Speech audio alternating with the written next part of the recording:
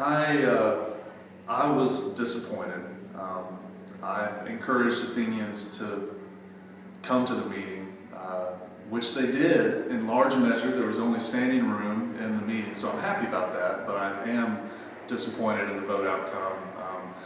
I basically encouraged people to come here and speak out and hopefully result in tabling consideration of the special use permit, because late yesterday I found out that Commissioner Kelly Gertz put together a compromise proposal that was actually voted on at this meeting. And so I encouraged tabling the motion so that more Athenians could learn about this compromise proposal that actually ended up passing tonight. Unfortunately, we went down 8 votes to 2. But we move on, we move ahead. It's still a fluid process. Selig still has to come back to the commission to get approval for the way that their property will coordinate with the Firefly Trail. They have to come back and get a design approved for the property boundary with their eastern property boundary with the Firefly Trail. So there's still plenty of opportunities for citizens to get informed and to speak out, so I'm positive about that, and of course I'm going to continue encouraging people to remain aware of what's happening in downtown Athens and to inform themselves and to come to the meetings and speak out.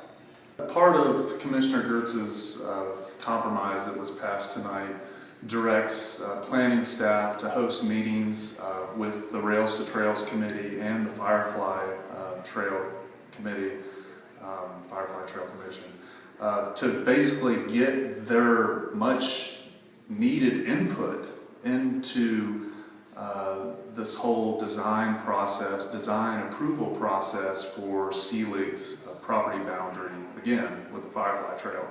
Up to this point, the Firefly Commission and the Rails to Trails Committee has not had a meeting with Selig representatives or planning department to discuss this development, so that certainly is a positive outcome of this meeting.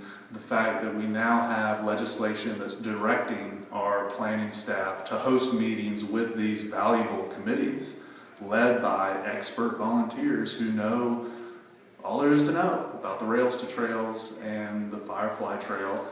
So now those committees are going to be able to directly and officially give their input into the design approval process for that area that Selig must now gain approval from the commission for, the way that their property is going to coordinate and transition into the Firefly Trail.